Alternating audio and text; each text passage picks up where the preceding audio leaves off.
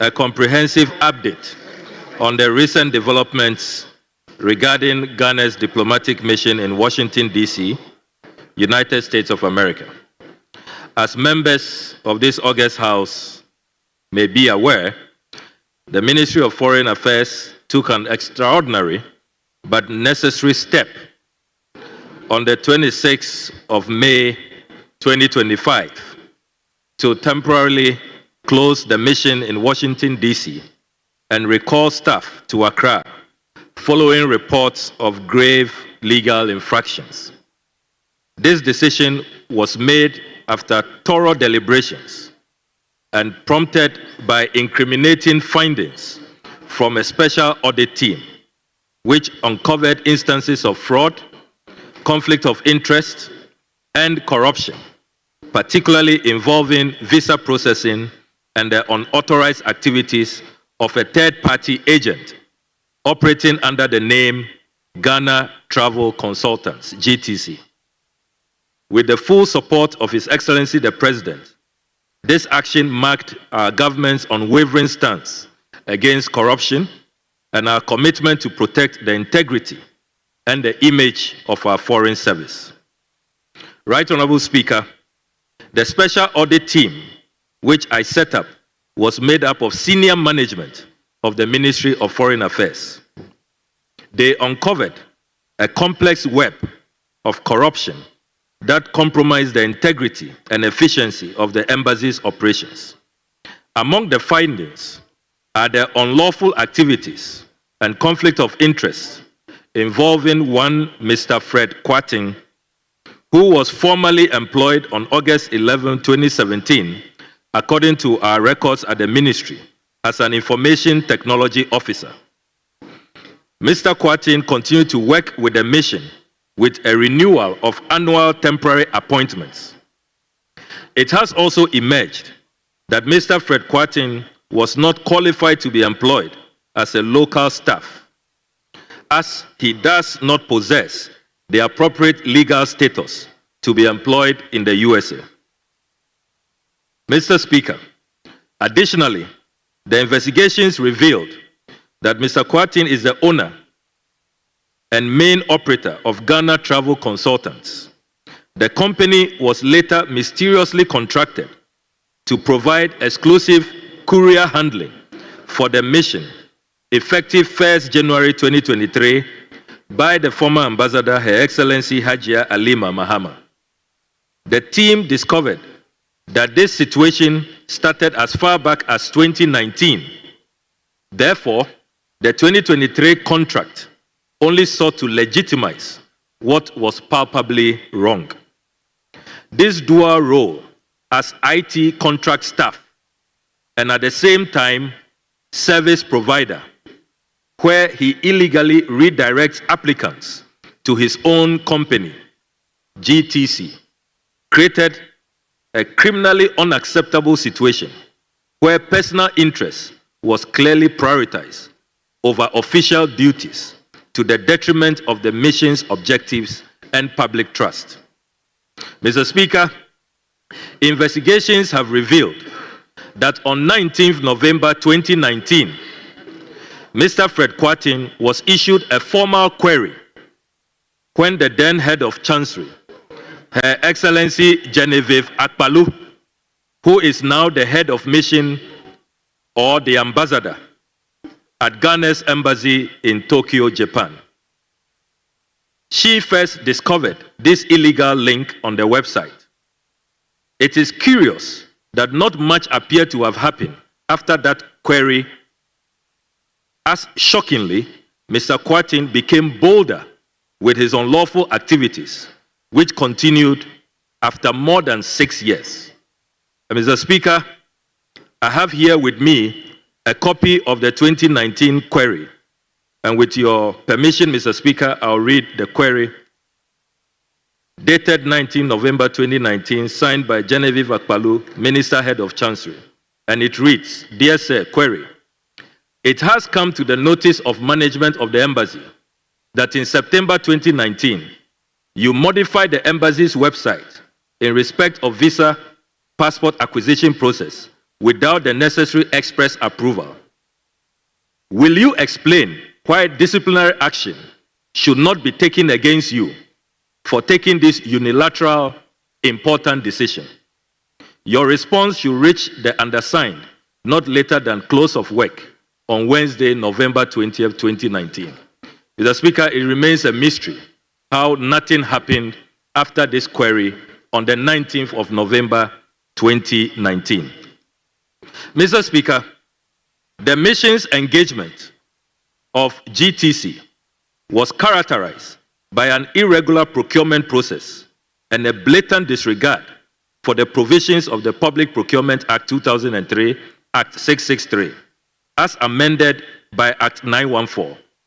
Furthermore, the contract between the mission and GTC was signed without the prior review and approval of the Ministry of Foreign Affairs, raising questions about the legitimacy and transparency of the procurement process.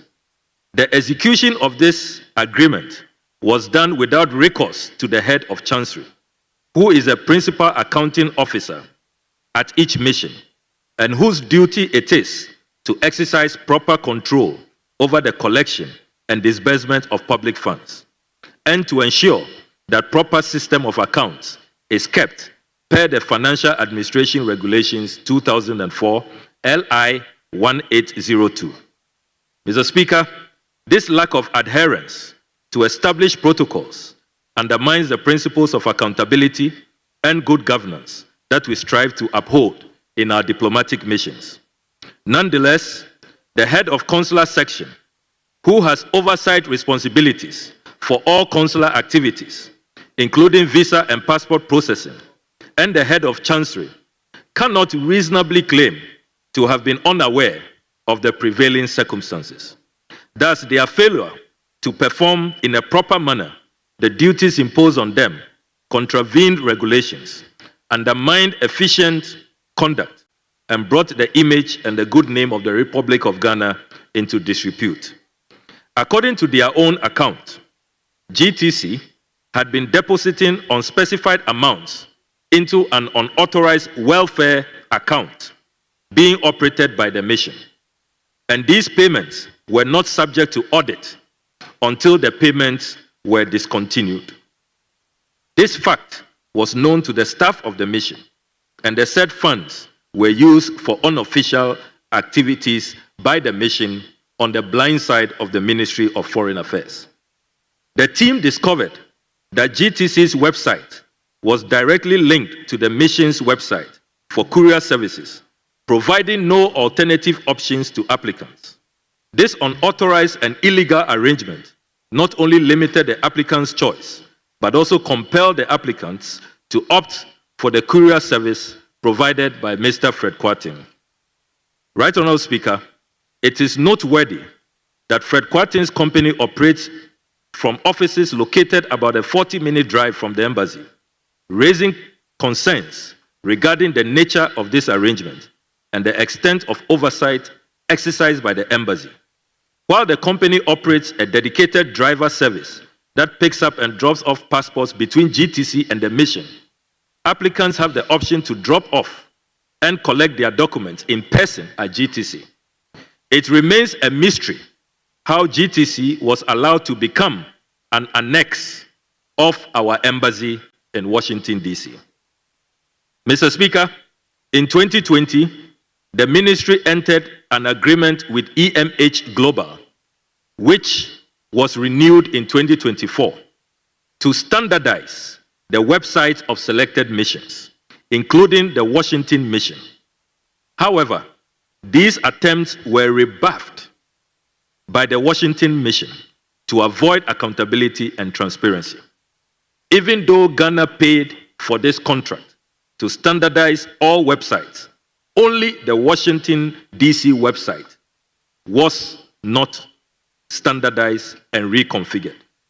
Everything was done by staff of the mission to prevent EMH Global to carry out their legitimate contract, which they had earned by the previous government.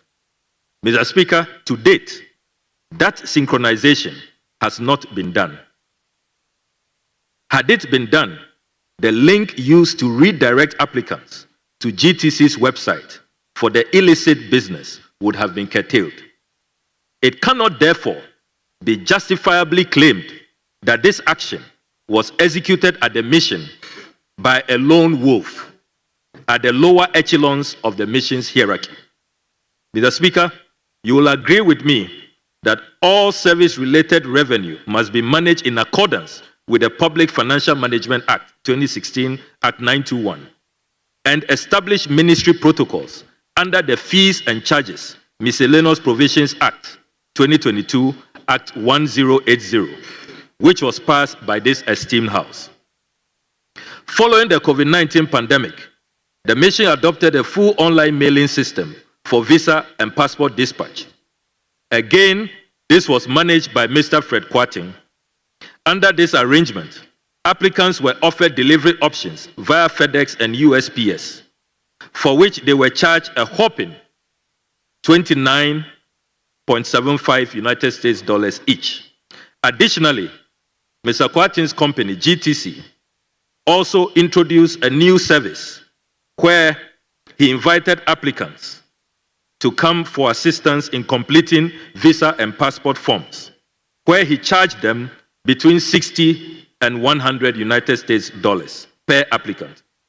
Mr. Speaker, it will interest you to know that 99% of all applicants utilize the services of GTC, meaning 99% of all applicants paid an extra, unauthorized, illegal, a figure not approved by this House under our fees and charges law, between $29 and $100. Mr. Speaker, investigations conducted by the top management of our ministry reveals that GTC dispatched between 150 to 350 visas and passports daily.